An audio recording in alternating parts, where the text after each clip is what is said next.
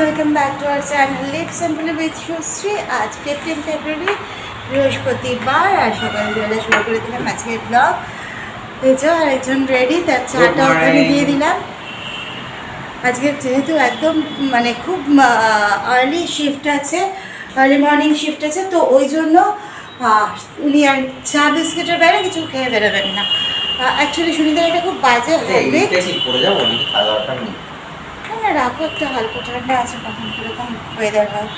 আর সুনিতার একটা ভীষণ বাজে হ্যাবিট, যেদিন খুব ফার্স্ট মর্নিং শিফট থাকে ও কিছু খেয়ে বেরোতে চায় না। ব্রেকফাস্ট সময় হয় না, এত হুড়োহুড়ি করে ওর টেনশন হয় যে খেতে গেলে বোধহয় মানে জোর করে যদি দেওয়া হয় তাতে বাড়ির যে চেহারা দাঁড়াবে, তাতে করে চা ভালো লাগে। বাইরে বাইরে গেলে সময় পেলে খাবে, না পেলে সেই লাঞ্চ। তো যাই হোক, ওই জন্য চাপ নেই না। তো চা বিস্কুটটা দিয়ে দিয়েছি, এটা খেয়ে উনি এখন বেরোবেন। আর আমিও সঙ্গে একটুখানি চায়ের কাপ নিয়ে, সকালের চাটা একসাথে খেলে বেশ ভালোই লাগে, কারণ তারপর তো সারাদিন চা খাই আর চাই খাই একা একা, মানে আবার সেই রাত। হ্যাঁ, মানে সেটা কত রাত তার কোনো ঠিক ঠিকানা নেই। তো যাই হোক, তো চলো শুনি চটপট করে বেরিয়ে যাক, তারপর তোমাদের সাথে আবার হাঁটায় জল দিচ্ছি। বাবা নাক্কু চলে এসো, খাবার দিচ্ছি। তো সুনীত তো যথারীতি অফিস বেরিয়ে গেছেন, আমি এখানে রিভিউ খাবারটা রেডি করলাম সকালের ব্রেকফাস্টে। ওদের আজকে সকালে ব্রেকফাস্টে দিচ্ছি দুধ মুসলি, আর পরে মিষ্টি ছিল মিষ্টি। আর রিক আজকে স্কুলে যায়নি, কেন সেটা বলছি। তো ওদেরকে তো দিয়ে দিয়েছি খাবার, ওরা খাচ্ছে। আর এই সুযোগে আমি একটুখানি গিয়ে বিছানাটাকে চট করে গুছিয়ে ফেলি। আর এই কদিনের নানান ধকলে মানে এত শিফটিং তো যা আছে আছে, তারপরে কিছু না কিছু একটার পর একটা চলছে এখানে আসার পর থেকে। তো সব কিছু মিলিয়ে ওরা প্রচণ্ড টায়ার্ড, ইনফ্যাক্ট আমরা সকলেই ভীষণ টায়ার্ড হয়ে পড়েছি। তো যাই হোক, আর যেটা তোমাদেরকে বলছিলাম, রিককে আজকে স্কুলে পাঠায়নি, তার কারণটা জানো তো? আজকে অ্যাকচুয়ালি 20 ফেব্রুয়ারি থেকে রিকের ফাইনাল এক্সাম স্টার্ট হয়ে যাচ্ছে। তো এই শিফটিং করে তো ওর একটা বেশ ভালো পড়াশুনোর হ্যাম্পার হয়েছে।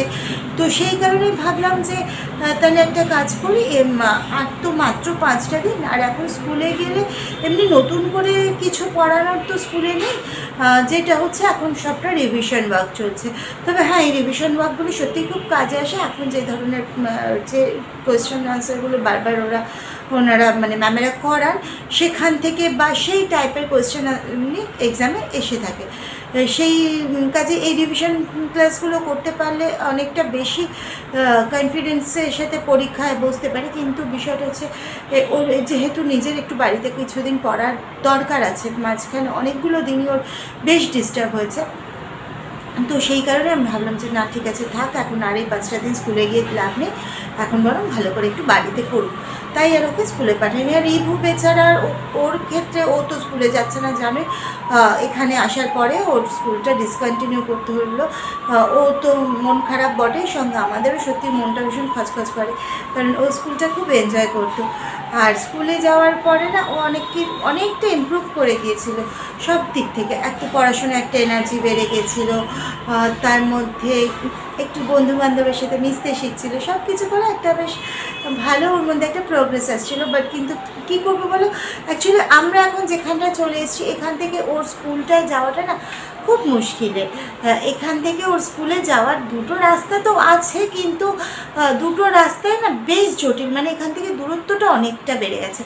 আমি যদি এখান থেকে সোজা কৈখালি হয়ে ব্রেক করে যাই, ওর স্কুলটা হচ্ছে কালীপার্ক, মানে রাজারহাটে কালীপার্ক বলে যে জায়গাটা, গোপালপুরের কালীপার্কে। আর এখান থেকে যদি আমি মানে কৈখালি দিয়ে যাই, তাহলে আমাকে যেটা করতে হবে বা আমাদের যেটা করতে হবে, এখান থেকে যে কোনো বাসে ওকে কৈখালি পর্যন্ত নিয়ে যেতে হবে, তারপর ওখান থেকে আবার একটা অটো, দুটো ব্রেক। আর আদারওয়াইজ আমরা যদি চিনার পার্ক হয়ে যাই, এখান থেকে টোটো বা অটো ধরে চিনার পার্ক, সেখান থেকে আবার একটা টোটো বা অটো ধরে বাবলাতলা, তারপর আবার ওখান থেকে একটা টোটো বা রিক্সা ধরে স্কুল।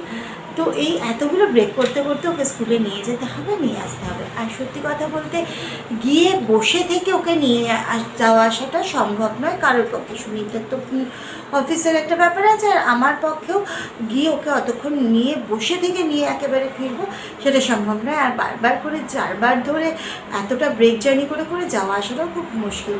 সেই কারণেই নিরুপায় হয়ে এই ডিসিশন নিতে হলো যে আর একটা মাসের জন্য বেচারা স্কুলটাকে ডিসকন্টিনিউ করে দিতে হলো। আর যদিও স্কুল ডিসকন্টিনিউ হয়তো স্কুলে যাচ্ছে না ফিজিক্যালি, বাট স্কুলের সাথে অ্যাটাচমেন্ট আছে, কারণ ওদের যে আমাদের মানে স্কুলের যে হোয়াটসঅ্যাপ গ্রুপ সেখানে তো রেগুলারই সিলেবাসটা ওরা পাঠাতে থাকে। সেই সিলেবাস থেকে আমরা ওকে বাড়িতে যে কটা বই আছে, হ্যাঁ কিছু বই অবশ্য স্কুলে এখনও রয়ে গেছে, তোমরা তো জানে কিন্ডারগার্টেন স্কুলগুলোতে যেটা হয়। ইনফ্যাক্ট এখন সমস্ত ফর্মাল স্কুলগুলোও আস্তে আস্তে, বিশেষ করে সিবিএসসি স্কুলগুলো তো যা দেখছি, উইকের সময় ছিল ক্লাস 1 পর্যন্ত ম্যাক্সিমাম, 1 না 1টা তো অনলাইন করেছে, বাট ক্লাস 1 পর্যন্ত ম্যাক্সিমাম বুকস কপি স্কুলেই থাকে। যখন যেটা হোমওয়ার্ক দেন ম্যামেরা সেটা বাড়িতে পাঠান, তো ওদেরও তো সেই সিস্টেমেই চলে। তো সেই কারণে কিছু বুকস, কিছু কিট, মানে ওর কিটটা স্কুলেই রয়ে গেছে, তো কিটটাকে আনতে যেতে হবে একদিন। সেই কিটটা নিয়ে আসলে ওর সব বইগুলোই হাতের কাছে চলে আসবে। কিন্তু ওই যে যাবো সেটাই সময় করে উঠতে পারছি না। আসলে দেখতেই তো পাচ্ছ, মানে একটার পর একটা যাচ্ছে, শিফটিং হলো, শিফটিংয়ের পরেই হ্যাঁ আমাদের যেটা একটু ভুল হয়েছে, আসার আগেই আমাদেরকে এই ডিসিশনটা যখন নিয়েই ফেলেছিলাম যে স্কুলটা ডিসকন্টিনিউ হবে, স্কুলের সাথে কথা বলে কিটটা তখনই রিটার্ন করিয়ে নেওয়া উচিত ছিল, তাহলে ওর সব বইগুলি হাতের কাছে থাকতো। তো যাই হোক, এর মধ্যে তবে যে কোনো একদিন টুক করে সময় করে আমাকে চলে যেতে হবে এক ফাঁকে, বা সুমিত গিয়ে স্কুল থেকে বইটা নিয়ে চলে আসবে। যদি এর মধ্যে সুমিতের কোনোদিন বেলায় থাকে বা নাইট থাকে বা ছুটি থেকে বুঝে একদম নিয়ে আসতে হবে। এই যে বেচারা পুচু পাপা, আমি আপুছি স্কুলের কথা শুনে বেচারা মনটা খারাপ হয়ে গেছে। হচ্ছে মিটে গেছ, আর কথা বলবে না, মনটা খারাপ হয়ে গেছে। আমি তো আবার যাবো নতুন স্কুল। হ্যাঁ, তবে একটা কি বিষয় কি জানো তো, এখানে এসে যেটা সুবিধা হয়েছে, আর তো একটা মাস তারপরে রিকের শুরু হয়ে যায়, এই রিভু শুরু হয়ে যাবে নতুন স্কুল, আর সেই স্কুলটা কিন্তু ওর জন্য অনেকটা বেশি কাছে হয়ে গেল। প্রায় হাফ রাস্তা আমরা এগিয়ে চলে এসেছি, কারণ এখান থেকে ওর স্কুল হচ্ছে সাপুরজি। তো আমরা এখন আছি অলমোস্ট আকাঙ্ক্ষাই বলো, তো আকাঙ্ক্ষা থেকে সাপুরজির ডিস্টেন্সটা অনেকটা বেশি কাছে। তো যাই হোক, চলো চটপট করে বিছানাটা গুছিয়ে নিয়ে আবার তোমাদের সাথে তারপরে আড্ডা হবে। আজকে জানো তো একটা সাংঘাতিক বড় ভুল হতে রক্ষা পেয়ে গেলাম। অ্যাকচুয়ালি বিছানাপত্র গুছিয়ে রান্না করে না, ভাবলাম একটুখানি চা খাবো, চা খেয়ে তারপরে মানে আরেকবার একটু চা খাবো সেকেন্ড টাইম। তো সেই চাটা খেয়ে একটুখানি খানিকটা এডিটের কাজটা এগিয়ে নিয়ে তারপরে রান্নার কাছে হাত দেবো। তো আর কালকে থেকে ভাবছিলাম মাঝে কী রান্না করবো, তো হঠাৎ সকালবেলা মাথায় এলো আর ফ্রিজেতে খানিকটা বাঁধাকপি আছে, প্রায় 1.5 মতো বাঁধাকপি আছে, আর মাছের মাথা আছে, একটা বড় কাতলা মাছের মাথা আছে। তো মাথাটা দিয়ে বাঁধাকপির তরকারি করে নেবো, আর একটু সঙ্গে ডাল কিছু করে নেবো, বা আরও যা কিছু যাই হোক মিলিয়ে ঝুলে হয়ে যাবে। তারপরে হঠাৎ মনে পড়লো রান্নাঘরে এসে চাটা গরম করতে করতে, আরে আজকে তো গোটা সেদ্ধ আজকে তো আমাদের গরম ভাত খেতে নেই। একদম মাথা থেকে বেরিয়ে গেছে। আসলে কি হয়েছে জানো তো ব্যাপারটা, মানে এই ডিপার্টমেন্টটা সম্পূর্ণই দেখতো সুনীতের বাবা। আর বিয়ের পর থেকে যেহেতু আমি পুরোপুরি মানে বিয়ের পর থেকে আমি পুরোটাই কলকাতায়, আর বাবা থাকতেন শান্তিপুরে, তো বাবাই এই নিয়ম কানুন যা আছে সেগুলো সব উনি দায়িত্ব নিয়ে পালন করতেন, বা আমাদেরকে মানে উনি রান্না বান্না করে জোগাড়জান্তি করে এখানে পৌঁছে দেওয়া বা যাই হোক, মানে কখনো কারোর ঘাড়ে দায়িত্ব উনি তুলে দেননি। এসব কিছু দায়িত্ব সবসময় উনি নিজেই পালন করে গেছেন। তো যার ফলে এই অভ্যাসটাই নেই, আর মাথাতেও নেই। আর তার মধ্যে এই সাংঘাতিক একটা যে ফেজ গেল, শিফটিং হাবি জাবি সব কিছু করে, মানে একটা তুলকালাম কাণ্ড তো এই কদিনে ঘটলো।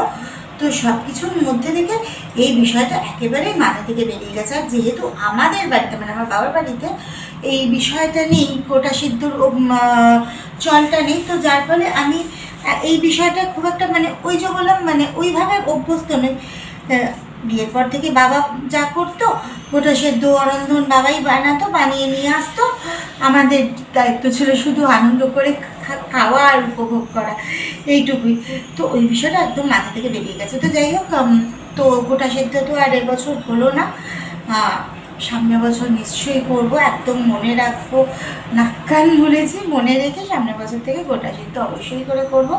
তো যাই হোক, এবছর তাই কি করব, এখন ঘরে ছিল কিছু ছোট ছোট আলুর দম, এই ছোটো ছোটো আলু, কদিন ধরেই ছেলেরা বায়না করছে আলুর দম খাবো, ছোটো আলুর দম খাবো।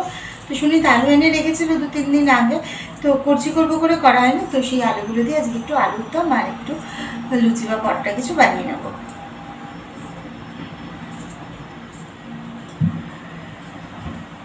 তো এই হচ্ছে আজকের আমাদের তাহলে আলটিমেট মেনু। তো তোমাদের কাদের আজকে গোটা সেদ্ধ আছে একটু জানিও আমাদের কমেন্ট করে, কারা কারা গোটা সেদ্ধ বানাচ্ছ, বা কারা আমারও তো ভুলে মেরেছিল তারপর এইসব হাবিজাবি করে মেকআপ করছো, সেগুলোও একটু জানিও, ভালো লাগবে। আমার মতো ভুলাক্কার কতজন আছো বুঝতে পারবো। আসলে তা না, সত্যি গো, আমার কোনো অসুবিধা নেই, আমি এগুলো করতে ভালোই বাসি, এগুলো মানে চেষ্টা করি করার, যদিও মানে হাতে ধরে এগুলোকে কেউ কোনো দিনও শিখিয়ে বা দেখিয়ে দিয়ে যায়নি, কিন্তু কি করব বলো, শুনে যেটুকু শুনেছি বা সুনীদের মুখ থেকে শুনে যেটুকু পারবো করার চেষ্টা করব। ইচ্ছে ছিল এবছর ভীষণভাবে করার, লাস্ট 2 বছর তো করতে পারিনি, কারণ পরপর 2 বছর কালো সোজ কাটিয়ে, কালো সোজের মধ্যে তো এগুলো করা যায় না, তাই করতে পারিনি। তো এবছর ইচ্ছে ছিল করার, কিন্তু মানে পরিস্থিতিটা এমনই হলো, ভুলে গেছি, মানে ইচ্ছাকৃত তো ব্যাপারটা না, ভুলে গেছি, কি আর করব, নিজের মনকে বুঝ দিয়ে নিলাম যে আর কিছু করার নেই, যাওয়ার হয়ে গেছে। তবে যাত্রা রক্ষা আছে, আজকে অন্তত ভুল করে মাছ ফাছ কিছু খেয়ে ফেলিনি আমরা, এটাই বাঁচোয়া। তো যাই হোক, হয়তো বাবাই মনে করিয়ে দিয়েছে যে আজকে এটা করতে নেই বৌমা। তো যাই হোক, তো এখানে তো আলুটা সিদ্ধ হতে বসিয়ে দিয়েছি, জাস্ট একটু ভাপে করে নেবো এই আর কি, তাহলে একটু চটপট করে রান্নাটা হয়ে যাবে। আর এই যে সেই যে চা নিতেছিলাম, চাটা তখন গরম করলাম, ছাঁকলাম, কাপের চা কাপেই ঠান্ডা হয়ে গেলো, তো আবার একটুখানি গরম করে চলো একটুখানি এটা সিদ্ধ হতে থাকুক, ততক্ষণে আমি একটুখানি চাটা খাই আর টুকটুক করে এদিকটা একটু এগিয়ে নিই, তারপরে আবার লাগতে হবে কোমর বেঁধে রান্নার কাজে।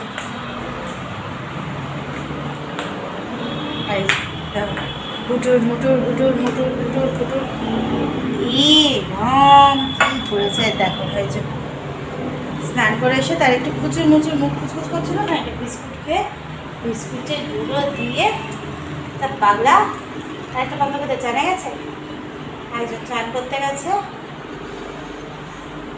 আসলে একটুখানি বেলা হলে না, মানে বেশি বেলা হয়ে গেলে, যদিও রিকের অভ্যাস আছে স্কুল থেকে এসে স্নান করা, তাহলেও ঠান্ডা লেগে যাওয়ার সম্ভাবনা থাকে, তাই জন্য ওদেরকে বললাম চটপট করে স্নানগুলো আগে সারতাম।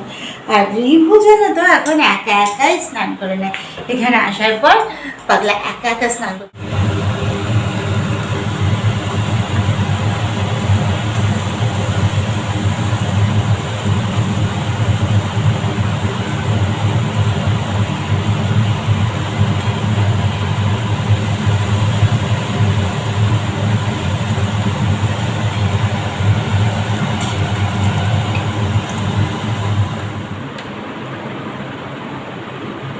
তো ঘড়িতে তো বাজে বিকেল 4:30, রেজে বসেছি লাঞ্চ নিয়ে।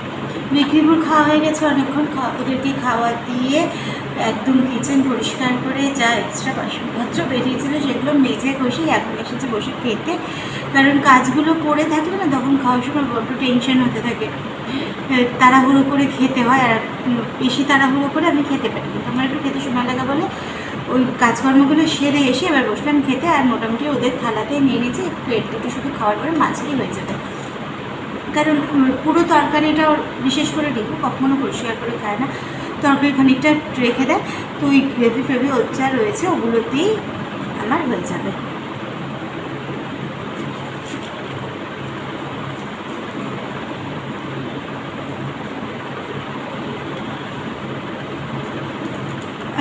হলে একা থাকলে না, এখন তো তবু একটু অভ্যাস হয়ে গেছে, টুকটুক করে খাওয়া দাওয়া করি। একটা বিড়াল ঘুরে বেড়াচ্ছে, এখন বায়না হচ্ছে পার্কে যাবো, এখন পরীক্ষার সময়। আর আমি বলেছি এই কদিন আর বেরোস না বাবা, বায়না করিস না। রিককে বলেছি, তো রিক তো বোঝে বিষয়টা, ওর নিজের এক্সাম মতো বিষয়টাকে বুঝতে পারে। আর এই জন্য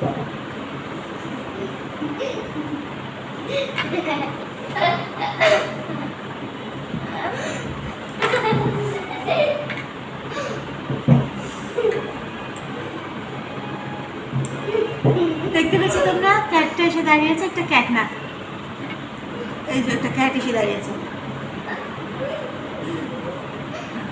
তো এখন সেই বায়না নিয়ে গুজগুজ করে আমার পিছন পিছন ঘুরঘুর করা হচ্ছে, যদি একটুখানি বেরোনো যায়। দাদা এক্সামটা শেষ হোক বাবা, তারপর আবার যাবো। সেদিনকে তাদের খেলতে গিয়ে পড়ে গেল দুম করে, এবার তাতে যদি বায়না লেগে যায় তখন এক্সাম দিতে পারবে না, তখন কী হবে বলো? ওই পার্কেই যাই আর যেই পার্কেই যাই, যেই পার্কেই যাই, তাদের যদি ব্যথা ব্যথা পেয়ে যায় তাহলে তো এক্সাম দিতে পারবে না বলো। আমি দেখতে পাচ্ছি কি ক্যামেরা দিয়ে, আর ম্যাওপুচিটাকে, না ম্যাওপুচিটা তো, এটা তো হুলো, এটা তো হুলো। তো চলো চটপট করে খাবারটা খাই। আর সুনীতের সাথে কথা হয়েছিল খানিক্ষণ আগে, বেচারার আজকে প্রচণ্ড চাপ, গিয়ে থেকেই একটার পর একটা অ্যাসাইনমেন্ট, প্রথমে একটা পিসিতে ছিল, তারপরে একটা র্যালিতে ছিল, তো এই চলছে। আর খাওয়ার আজকে এখনও পর্যন্ত সময় পাইনি, জানি না কখন খাবে। আর বাইরে বেরিয়ে ও যদি না খায় না, সেটা যদি জানতে পারি তো তখন আর খেতেও ইচ্ছে করে না নিজের।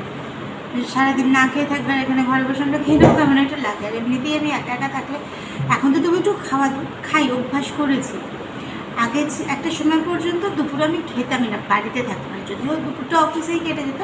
যদি কোনো কারণে কোনো দিন আমি বাড়ি থাকতাম, সুনীতা অফিস যেত, তো আমার মোটামুটি দুপুরবেলাটা না খেয়েই কেটে যেত। তো যাই হোক চলো, তো ঘুরে যেতে বাজে এখন রাত্রি 12টা। সন্ধ্যের পর তোমাদের সাথে আবার এই এতক্ষণে দেখা মানে আড্ডা দেওয়ার সুযোগ হলো। তার পিছনের কারণটা হচ্ছে আজকে সন্ধ্যেবেলায় রিপুকে নিয়ে বসেছিলাম পড়াতে, আর তার ফাঁকে ফাঁকে করছিলাম এডিটটা। এই কদিন যা কিছু পরিস্থিতি ছিল তাতে করে রিপুকে একদমই আমরা সময় দিতে পারছিলাম না কেউই।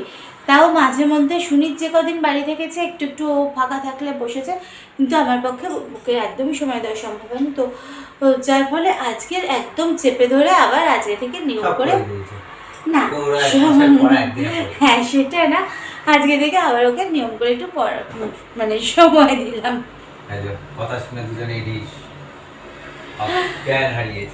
দুজনেই জ্ঞান হারিয়েছে, এক মাসের পরে একদিনে পড়তে হয়েছে, তাই জন্য। তো সেটা না, তো যাই হোক। আর এই মহারাজ করছে এত রাতে ডিনার, তার কারণ হচ্ছে বাবাই যতক্ষণ না ঘরে ঢুকবে ততক্ষণ ডিনার করা হবে না। আমার কিন্তু আমি কি বলি, সেদিনকে রাত্রি 2টা অবধি বলেছিল তো বসাতে, এর আগের দিনকে সরস্বতী পুজো বাজার করে আসতে আসতে প্রায় রাত্রি 1টা থেকে 1:45 বেজে গেছিল। এসে দেখি তখনও না খেয়ে বসে রয়েছে, তো 2টোর সময় খেলো। সমানে বললাম যে খেয়ে নে, ঘুমে চোখ ভুলে যাচ্ছে, খিদেতে নানান রকম বায়না বাহাক্কা শুরু হয়ে গেছে, আলতু ফালতু বায়না, সেসব বায়নার কোনো মাথাও নেই মুন্ডুও নেই, কিন্তু তবুও খাওয়াতে পারিনি, কারণ বাবাই আসবে তারপর খাওয়া হবে। বাবার সাথে একটু আড্ডা দিতে দিতে না খেলে, মানে সবাই মিলে 4 জনে এক জায়গায় বসে রাতের খাবারটা যদি খাওয়া যায় তাহলে খুব মানে সেটা খুব তৃপ্তির খাওয়া হয় আর কি।